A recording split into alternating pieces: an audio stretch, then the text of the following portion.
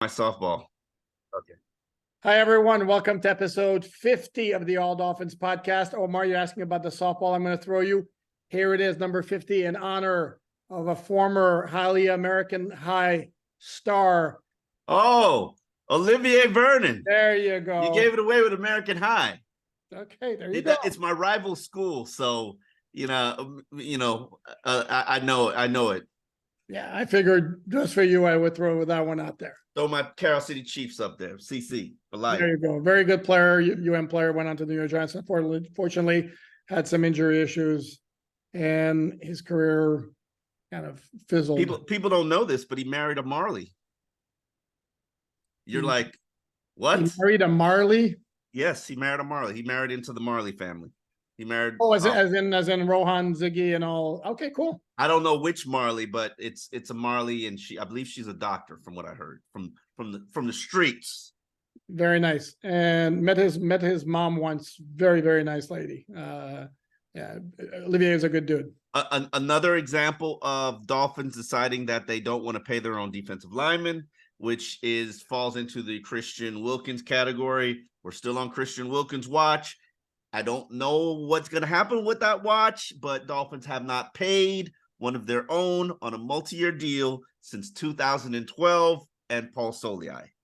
Yeah, and Vernon was a different deal. If you remember, they placed a franchise tag or the transition tag. I don't remember which one. Might have been a transition tag, and then they rescinded it. Yeah, and then the Giants signed them to a pretty large contract at the time. So yes, we will talk about Christian Wilkins at some point on this episode, because Dolphins are not practicing today, Monday, August 21st. Mike McDaniel addressed the media with Zoom, where he shared some interesting nuggets. I guess where we have to start is with the quarterback position with Mike White. No, you're shaking your head no?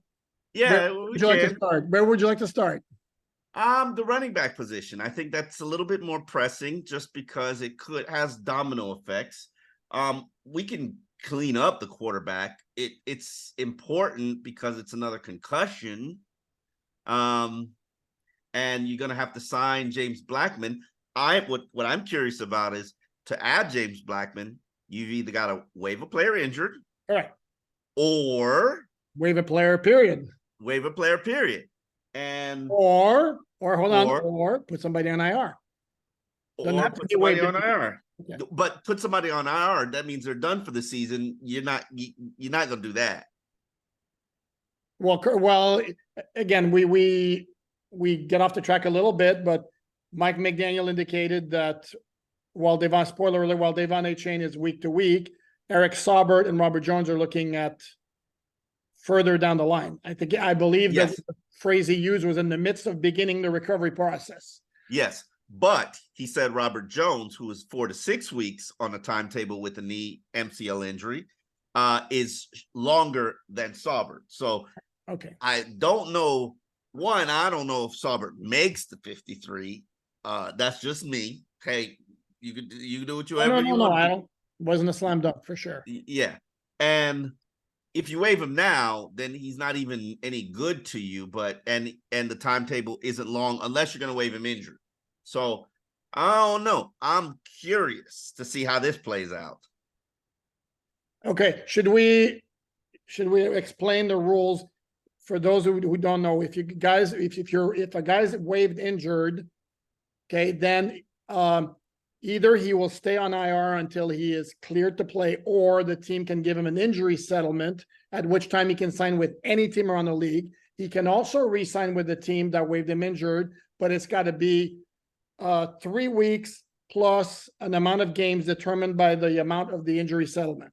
Yes. Your injury settlement is determined by how many games you would have missed because of your knee injury. Let's say it's Robert Jones. He is going to miss 6 weeks. That means he's deserving of an injury settlement. They negotiate this with the agent of 6 weeks. So if the Dolphins say we wanted to sign Robert Jones back to the team, then it would have to be the injury settlement from the time he was waived injured, let's say 6 weeks, and then add on another 3 weeks. So he'd be rejoined. He'd be had the potential to rejoin your team at midseason.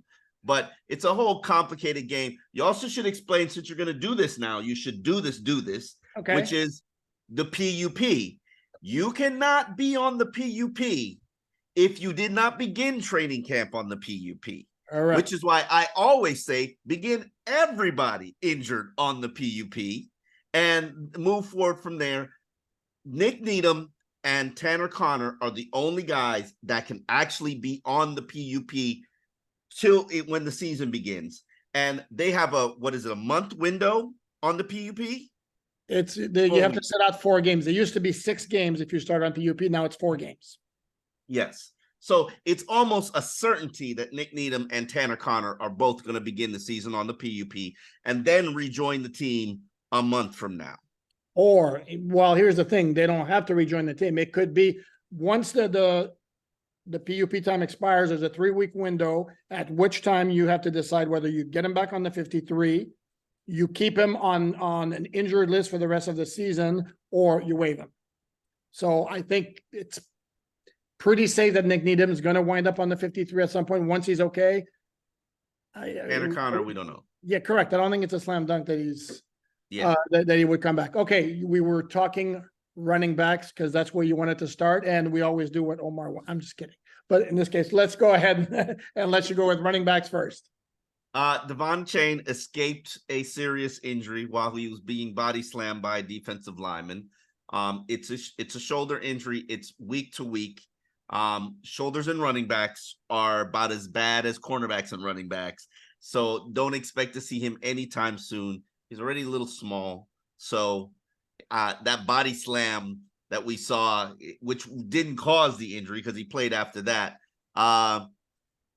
reminded me so much of Jakeem Grant, and how when you have those little tiny players, guys look at it as an opportunity to exert their dominance, force, and anger, and just absolutely bury them into the ground, which is fair game. I don't think you will see him for at least a month. I'm just guessing here. Because a shoulder, if you think about it, you're carrying the ball with your right arm.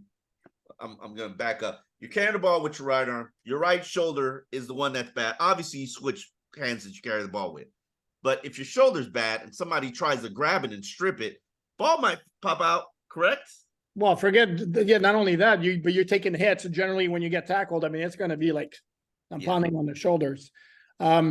No, and an interesting thing about the game on, on Saturday, if you remember, the play where he was injured, he was kind of more like, it wasn't like body slam. He was kind of like slung to the ground by a couple of guys. But there were 2 other instances, including Achane and including Savon Ahmed earlier, where they were basically picked up and thrown to the ground. It was like, I mean, what is this, wrestling, or are we playing football here?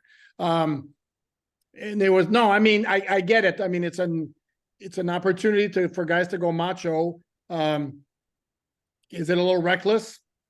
Sure. And if you do it too hard, and if the wrong guy doing it, they're going to go throw a flag and you might get a fine. We're going to be honest about it. No, and I'm with you. And I think, a month sounds reasonable. I mean, again, we're not doctors, but we also stayed at a Holiday Inn. What are you talking about? We had a very nice Holiday Inn Express last weekend. We did have a very nice Holiday Inn Express. A good spot. Their breakfasts are quite underrated. I hear you. I got to reconsider my life and my loyalty to Marriott. I'm just saying, I got to. But we've been around long enough to know that if you're dealing with the way the injury occurred and the position and the body type, it's the position more than anything. Correct. A month sounds reasonable. He's going to be on the 53. Duh. How does that impact the 53 though? Well, I don't think they're going to keep 5 halfbacks just because Achane might not be available for the opener, or week 2, say goes that far. Hold on. Take a timeout. What about if I initially keep Achane, waive Gaskin or Savon, and next day put Achane on IR and bring back Gaskin or Savon? Well, no, correct. If the Dolphins have a feeling that he might not be right until week 3 or 4, then they'll err on the side of caution, IR him after the 53, and then bring back one of the 2 guys. Absolutely, I think. But if they say like a month from now, we're what, August 21st, that's September 21st, which would be after 2 games. Are you gonna put him on IR if he would be ready to go week 3? I don't know. I mean, You probably should err on the side of caution because they will err on the side of caution. That's this organization. That's how Mike McDaniel does business. so And then, with yeah, injuries, absolutely which would is make sense. weird because they've been hit by so many injuries. I don't remember. I can honestly tell you, maybe you can recall something. I don't remember a training camp where there have been so many injuries. Preseason. No, I remember. I can't specifically point to a year, but I'm not struck by how absurd this is. I mean, I think that I've seen worse years where it's like 1 or 2 guys. I mean, week. every week. I mean, even at practice, there have been camps where it's like, you don't go a day without somebody getting some kind of nick.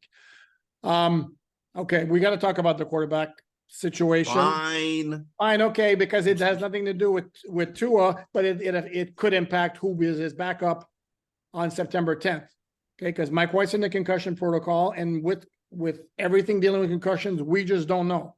This is not like a running back on a shoulder. We can't speculate. It could be back by the end of the week. It could be 3 weeks on the road. We don't know. And the competition probably had tightened considerably after Skyler's strong performance against Houston. What? Say that again. I said we can probably say that the competition had tightened considerably after Skyler's performance at Houston Saturday. I still would have put White ahead. Skyler performed well, you say? He did. When have I argued that point? He performed very well. Okay. Mike McDaniel also did confirm that the plan Saturday was not to go Skyler all the way after Tua. It was to give Skyler the snaps right after Tua, and then for Mike White to finish up with about the same amount of reps as Skyler Thompson. The plans went awry when trainers alerted McDaniel or staff members alerted McDaniel there was something not right with Mike White. See, that's why you don't make plans. And Mike McDaniels is a not plan maker guy. Yeah. Right. As we, he likes to tell us, he's like, I don't make plans. No, and here's the thing. I'm sorry. Here's the thing too, is now, as you mentioned, the Dolphins are going to re-sign James Blackman. Yeah. And White was injured when he was in the game, while Skyler Thompson was getting evaluated for a concussion after the officials pulled him from the game. Now, having 2 concussion-related issues, I'm thinking that maybe that's going to make Mike McDaniel think long and hard about playing Tua in the 3rd game like he did last year. No. Here's what the thought should be. Erase. What? Go ahead. Here's what the thought should be. I mean, what does to follow through with your thought process there, and I think it's a very valid thought process. What is the benefit of playing Tua in another preseason game? I'd make the argument, what was the benefit in him playing in the 3rd game last year? Okay. I'm just saying you were still installing the offense, still needed language, still needed terminology, still needed a comfort level, getting plays in, calling adjustments, routes, and things of that nature. But I'm at the point where I don't care about this 3rd preseason game, and neither should Mike McDaniel. For Tyreek Hill, if you're a top 10 player on this team, why would you be on the field? Why should you be on the field? Unless agree. Yeah. So now let's put that thought over there. Okay. He could decide to do whatever he wants to do for whatever reasons. He's the head coach, and ultimately we're going to be the ones second guessing whatever decision that he makes. But I mentioned in my projection of the 53-man roster, which you can find on alldolphins.com, free website, unlike these newspapers where you have to subscribe. We do what they do with 50 years of experience, and we do it for free for you, obviously for us too. But I mentioned in that breakdown, I am scouring waiver wires, possibly making a claim of a quarterback that gets cut loose. And here's the reason why I'm doing it. Not that I'm dissatisfied with Mike White. Not that I'm dissatisfied with Skylar Thompson. I'm sorry. For an extra roster spot, you tell me that I can find some third or fourth round pick that another team just says, regime change or collateral loss or whatever reason, he's just not in their mix. And I could add him to my team and have him start to learn my language and terminology and run my scout team for an extra spot. Do it. I've always thought you could never have enough good quarterbacks. We have you're talking active roster or practice squad? Active roster. Four Active quarterbacks roster. on your active roster. You've done it before. They have done it before. When the last time they had 4 quarterbacks on it was a Virginia Tech tight end. He turned out to be a tight end for Washington. Logan Thomas. There you go. He was the 4th guy. And they claimed him. He didn't stay forever. Probably got demoted to the 53. Eventually got claimed by Washington or whatever. I can't remember exactly how it played out, but he was the 4th. And he actually had a pretty decent career as a tight end in the NFL. I think he's still playing, huh? Probably. But my point is, just because you're sitting here playing tiddlywinks with all these practice squad talent, doesn't mean you got a deep roster. And on top of that, you know how difficult it is for everybody, including the quarterbacks, to learn this offense and the terminology. You know that. It's more difficult than any regime that I've ever coached. So why not start the process now? Okay, well, here's why not. Here's my rebuttal here. You do know that because of the new rule, practically every team's going to keep 3 quarterbacks on the roster. Correct. So basically, you're looking at claiming on the waiver wire somebody who is not good enough to make one of the 3 spots on the team. It happens. Good luck. Good luck finding a gem among that group. And I get the idea of like, if it's the 53rd roster spot, the difference between a guy who's going to be inactive most Sundays as opposed to a potentially developmental quarterback, that's fine. But I think I go back to the idea of if there's something there with a quarterback and most teams are going to keep 3, they're going to make space for him among the 3. I just find that hard to believe. I promise you there's going to be one team that's not going to keep 3. Well, out of 30, let's say 30 are going to keep 3. Yes. And I go after the 2 that didn't get kept. No matter who it depends. It's got to be somebody that I like. I'm not just, and I'm fine if they go out and they sign a guy to the practice squad. But like James Blackman, come on, man. We got to do better than that. No disrespect. Well, no, I mean, no offense. He's going to be gone after when the 53. Yeah. But I would hope that's not your practice squad quarterback. Like, give me somebody. Well, you know what an ideal practice squad quarterback looks like? A guy who is going to give the first team defense, because that's who he's practicing with every single week, give them fits. Give just absolutely cannon of an arm. I want somebody with athleticism too. So he's scrambling around, running like a chicken with his head cut off.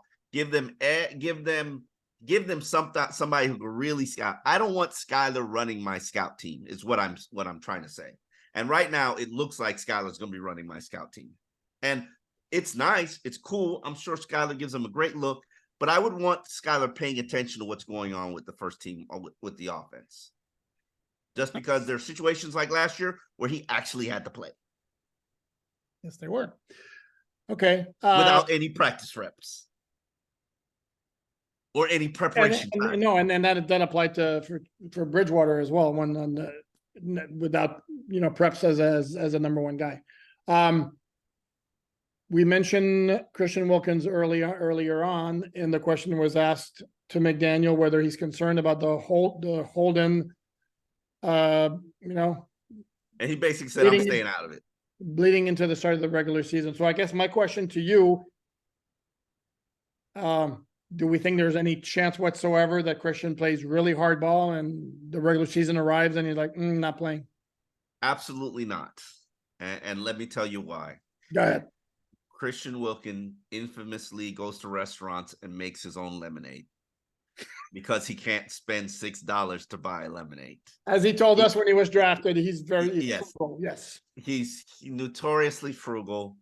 He makes his own lemonade with sugar and lemons that he gets from a restaurant. Please trust me. Christian don't want no fines. Christian isn't losing $1. Christian will be a good soldier. And you know, I honestly think that more than anything, the holdup will be not that Christian hasn't been offered a fair contract. It's that Christian wants to be on the pace with his peers, as he has every right to be on the pace with his peers. Yeah, but the question then becomes, what's a fair contract? Kind of in the eye of the beholder, isn't it? That is correct. Dolphins I will say it's very fair, and Wilkins will be like, no, it's not fair. Yeah, I will say before these defensive line and understand the numbers that are being projected out there that are just fictional numbers. And I've done the breakdown in terms of looking at every single contract, and you can find that on alldolphins.com. I have gone through and looked at the fine tooth of every single contract, and most of those guys are realistically making $18.5 to $19.5 million a year. Don't pay attention to the $24 million a year number, because that's not real. That's fake fiction.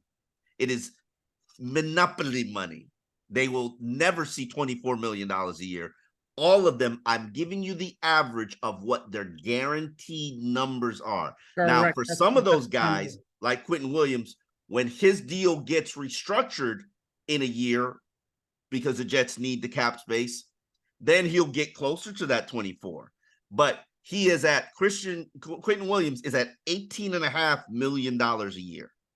And if I'm the Miami Dolphins, I have Christian Wilkins at $16 million a year for the next 2 years. Your peers getting $18.5 million a year for the next 3 years. Where is the common ground, the middle ground? Let me ask you this question. Let's say I'm the Dolphins and I'm generously offering you $17 million a year for the next 3 years. Do you think Christian, knowing Christian, is going to accept that, feeling as if I'm accepting a deal short of what my peers are making? I'm gonna say he probably wants longer, and it all depends on the guarantees also. Because Christian, yeah.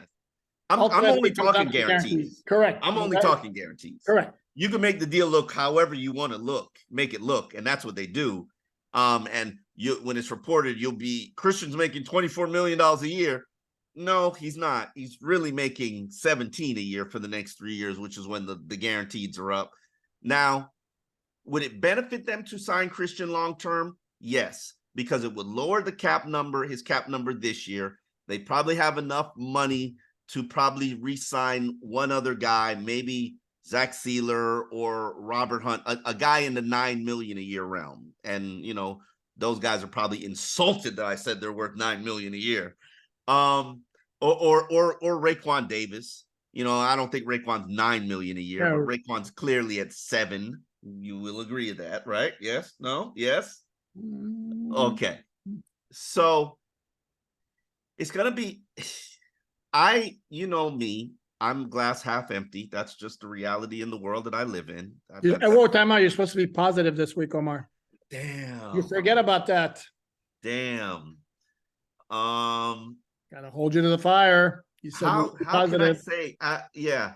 I'm going to be positive and say that the Dolphins are going to take care of the guy that they should take care of, which is Christian. Okay. Wow. There you go. And they're going to set a standard and example. Now, I thought you were going to say, I'm going to be positive. I'm positive it's not going to work out very well. No, I did. You're right. I need to be positive. I said I'm going to make a commitment to be positive this week. There you go. Yeah. And I'm going to keep my commitment to be real. It's positive or not, and it's all perception. To me, it's real, and whether it's positive or negative, then this is where the facts lie. Okay, let's move on. We already mentioned Robert Jones. Liam Eichenberg was discussed as well. And coming back. Looks like he's coming back. That's what Mike McDaniel said that Eichenberg really wanted to play last week. They kept him out. again, under the guise of, we don't want him to play at less than 100%. So, don't know. I don't mean to make it sound like it's an excuse. But that's the same thing that applied to Lester Cotton. So now let's see Eichenberg go out there. Let's see Lester Cotton go out there. Let's see how well they perform, because I think both you and I have decided that Isaiah Wynn was okay against Houston. And if somebody can surpass that level of performance, then that would be all the better. Yeah, what I'm gonna find interesting this week is how much activity does Liam look, and does a week's worth of rest make it all better, or does taking a step back and being able to internalize what has happened to you. And I can honestly tell you, I've covered this team for 15 years, and I've never seen anything like what's happened to Liam Eichenberg. I've never seen anybody go from starter to falling off the face of the earth. But has he fallen off the face of the earth, or is this just our impression because he was projected as a starter and he has not performed? No, he looked bad. You got to admit he looked bad. He looked bad in one-on-one pass rushing drills. I don't know that he looked bad all the time. Correct. In periods. You're correct. He didn't look bad in the game. It wasn't overwhelmingly impressive, but he didn't look bad. But can he regain his confidence? Can he play like the talent that, when you draft the Notre Dame offensive lineman, it should be a safe bet. It should be. Just like when you draft the Wisconsin offensive lineman, it should be a safe bet. Unfortunately, the Dolphins have gotten 2 duds from both of those universities. Wow. Did I tell a lie? Damn, I'm supposed to. No, except it's interesting that you want to talk about guys whose career went down the slope. As Michael Dieter was almost. No. Michael Dieter sucked as a rookie.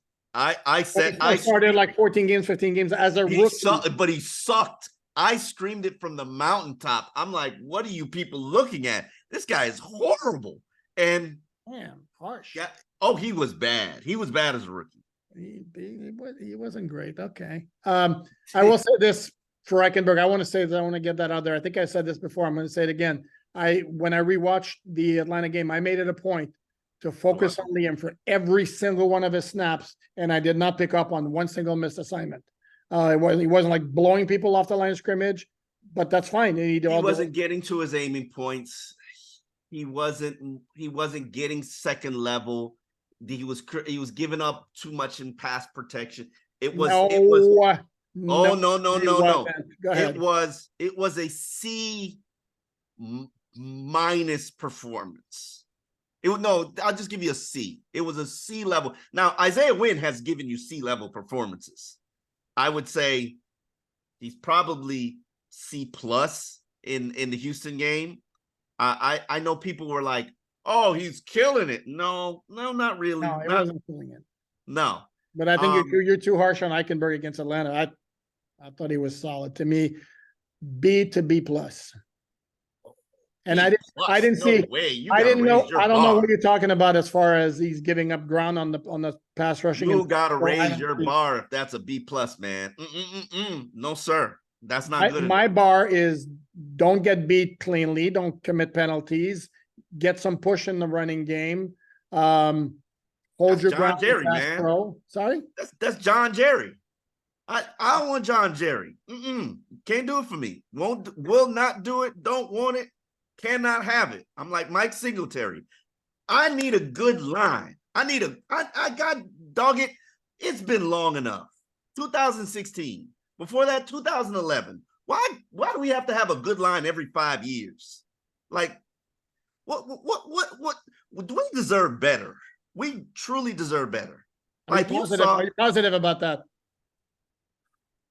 Yeah, absolutely. See what I did there? Are you positive? They created some run surge that had me so optimistic and so hopeful. And Mike McDaniel talked about it, and it's statistically proven. Second year, Mike McDaniel, any team he's been in, there's been a drastic jump in the run game. Second year. I want that drastic jump. That is my bar. I need that drastic jump. I need a top 10 rushing attack. No, my standard is set. And if you're giving me C plus performances, but it wasn't C plus. I disagree with you. Okay, I'm sorry. Okay, we can disagree. We can agree to disagree. That's fine. All Uh, right. What else stood out from the conversation today with Mike McDaniel? He was just going back to the running back. He was also mentioning that Myles Gaskin and Alec Ingold, who have been out for several days now. Ingold's been longer than that, I think. Yeah, Ingle goes back to Atlanta week. That they're close to coming back, and I know you'll love that, particularly when it comes to Ingold, because you have a man crush on our friend Alec. But if you notice, again, the run blocking was great against Houston without a fullback. Yeah, the tight ends, they got the job done. They are all right. They're all right. Okay. My standard though. Up here. Okay, there you go. What else stood out? Anything else? I'm trying to think. Anything else stood out? I just this is going to be a very important week for a lot of players, and I think that he talked about it. Not, they know where their situation is. Accountability towards players, he said, and that stood out to me in terms of, I think that they've been very transparent. And he was talking about whether you're trying to make the 53-man roster or trying to make the practice squad, or you're competing for a starting spot. And realistically, this is the last week for guys like Skylar to make a push on Mike White for that number 2 spot. This is the last week for Elijah Campbell to dethrone Deshaun Elliott and take him down if he wants that starting spot next to Javon Holland. This is the last week for Noah to hold his ground versus Eli Apple and, begin the season as an NFL starting cornerback. This is the last week for this Myles Gaskin and Savon Ahmed battle to determine who's on the 50. Last week for Robbie Chosen, and I can't River Craycraft. Robbie Chosen, River Craycraft. I can't call it. And not fullback, but tight end. Julian Hill. Hey man, I like Julian. Practice squad, not sponge worthy, but practice squad. You're gonna tell me he doesn't look better than Elijah Higgins, if we're gonna be very honest, right? But that's a draft pick. We know it's a 6th round pick. So what's the signing bonus that he got that you? I'm not cutting my 6th round pick to let Elijah. Nobody's claiming Elijah Hill. And we have this conversation all the time. I'm not worried about cutting a single guy that I intend to put on my practice squad. Then why are you worried about cutting Elijah Higgins? Because you're eating some money. You're not eating it's not a ton of money for a 6th round pick that you're eating. I don't think Steve Ross has eaten enough money for this franchise over the years. We've had this conversation before.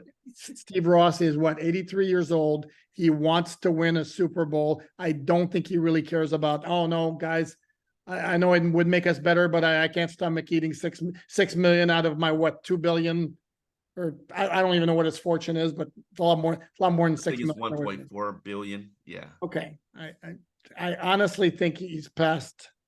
You might be right, but I am.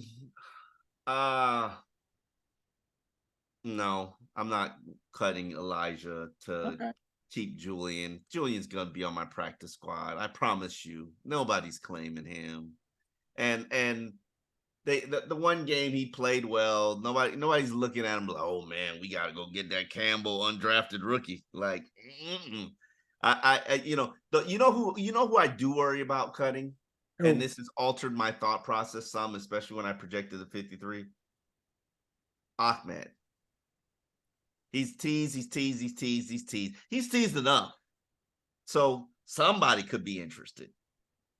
And except that, no offense, but generally running backs are a dime a dozen or close to.